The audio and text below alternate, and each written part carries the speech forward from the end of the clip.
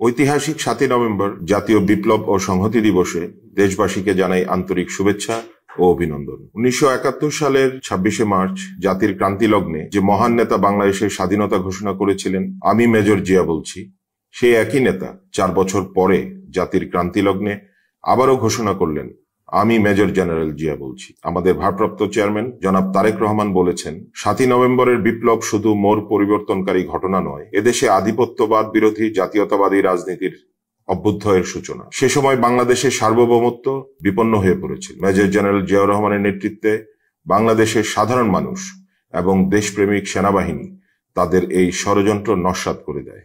আধিপত্যবাদের বিরুদ্ধে সেদিন বাংলাদেশি জাতীয়তাবাদের বিস্ফোরণ ঘটে। এই জাতীয়তাবাদী চেতনাই বাংলাদেশের বহুদলীয় গণতন্ত্র ফিরিয়ে এনেছে। ১৯৭৫ সালের ৭ই নভেম্বর থেকে শুরু করে আজ পর্যন্ত বাংলাদেশ যতবার সংকটে পড়েছে, ততবারই বাংলাদেশকে পথ দেখিয়েছে বাংলাদেশি জাতীয়তাবাদের গণতান্ত্রিক চেতনা।